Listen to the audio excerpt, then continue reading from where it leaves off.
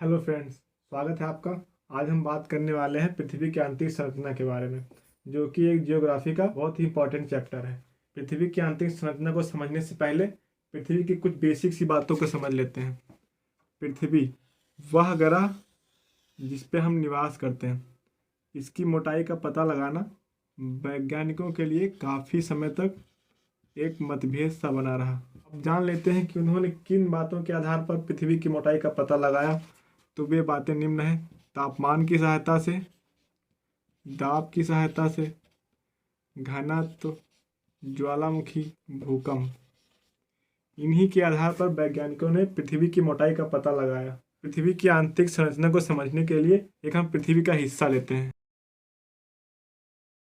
पृथ्वी की मोटाई को 3 परतों में बांटा गया।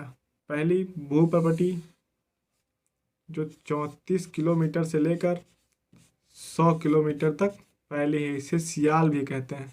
इसमें सिलिकॉन और एल्यूमीनियम की प्रधानता है।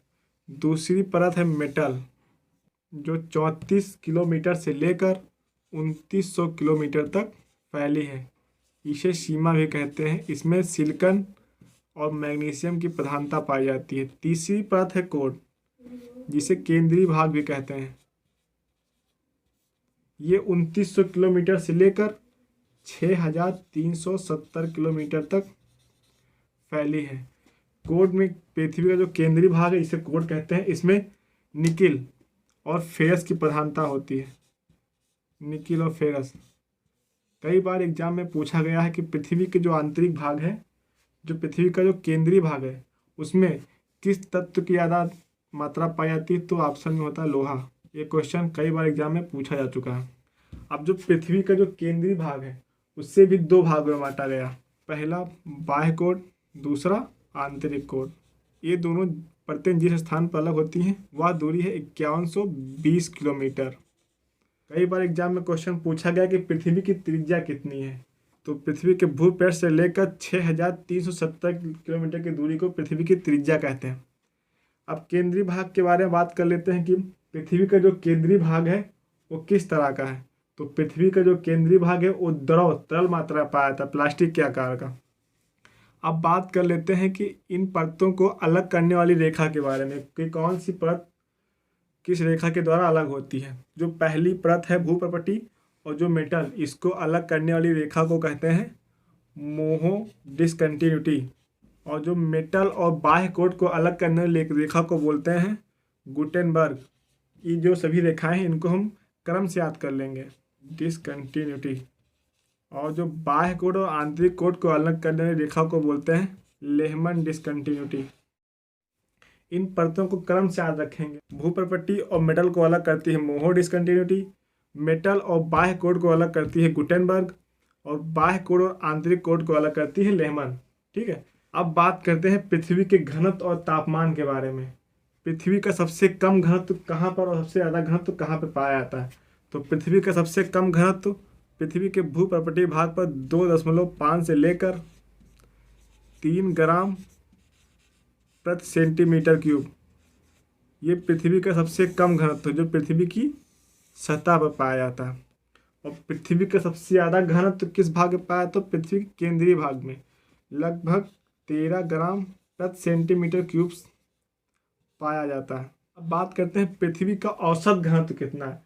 तो पृथ्वी का औसत घनत्व पृथ्वी के भूप्रपटी और केंद्रीय भाग के बीच में ही पाया जाता है 5.5 ग्राम प्रति सेंटीमीटर क्यूब। ये पृथ्वी का औसत घनत्व है जो पृथ्वी के बीच में पाया जाता है। ठीक है। अब बात करते हैं, कई बार एग्जाम में पूछा गया है कि पृथ्वी का तापमान पृथ्वी के अंदर जाने पर बढ़ता है घटता है। तो याद रखना, पृथ्वी के 32 मीटर की गहराई में जाने पर 1 डिग्री सेल्सियस तापमान बढ़ जाता है। ये कई बार एग्जाम में पूछा जा चुका है कि पृथ्वी के कितने मीटर गहराई में जाने पर पृथ्वी का तापमान बढ़ता है। तो याद रखना 32 मीटर। कुछ समय पश्चात 100 मीटर की दूरी जाने पर 2 से 3 डिग्री सेल्सियस तापमान बढ़ने लगता है। ठीक है। अब बात करते हैं कि पृथ्वी की सतह पर कौन सा तत्व ज़्यादा पाया जाता है। तो आप याद रखना O2, ऑक्सीजन, पृथ्वी की सतह पर सबसे ज़्यादा पाया जाता है 46.8%। इसमें कई लोग कन्फ्यूज हो जाते हैं कि इसमें तो नाइट्रोजन होगा नहीं। अगर वायुमंडल की बात करें तो नाइट्रोजन होगा। पृथ्वी की सतह की बात करें तो ऑक्सीजन। अब बात करते हैं भूप्रपटी में सबसे ज़्यादा किस धातु की मात्रा पाई जाती है, तो याद रखना सिलिकॉन। धातु की बात करें तो सिलिकॉन 27.7% और एल्यूमिनियम लगभग 8%। ये पृथ्वी की सतह में पाए जाते हैं, भूप्रपटीय भाग में। अब बात करते हैं कि पृथ्वी की जो तीनों सतहें हैं वो पृथ्वी का कितना कितना आयतन घेरे हुए हैं। जो पृथ्वी का भूप्रपटीय भाग है वो पृथ्वी के कुल आयतन का 0.5% भाग घेरे हुए। और सबसे ज़्यादा जो मेटल है वो पृथ्वी का सबसे ज़्यादा भाग घेरे हुए 83%। पृथ्वी का जो केंद्रीय भाग है वो कितना आयतन घेरे हुए, तो 16% पृथ्वी के कुल आयतन का घेरे हुए। अब इस हम चार्ट को दोबारा अच्छे से रिपीट करेंगे ताकि एग्जाम में अगर कोई भी क्वेश्चन पृथ्वी के आंतरिक संरचना से पूछा जाए तो हम आसानी से कर लें। पृथ्वी की जो आंतरिक भाग है उसमें किस धातु की अधिकता, किस तत्व की अधिकता, कितना घनत्व है, कितना तापमान बढ़ता है घटता है, ये सारी जानकारी हमने प्राप्त की। और इसकी जो परतों को अलग करने रेखाएं हैं इनको हम क्रम से याद कर लेंगे, मोहो, डिस्कंटिन्यूटी, गुटेनबर्ग, लेहमन, ताकि एग्जाम में हमें इनको करने में कोई प्रॉब्लम ना हो। ठीक है, आपको वीडियो अच्छी लगी तो वीडियो को लाइक कीजिए, कमेंट कीजिए, चैनल को सब्सक्राइब कीजिए और अपने दोस्तों के साथ शेयर कीजिए। मिलते हैं अगली वीडियो में, तब तक के लिए धन्यवाद।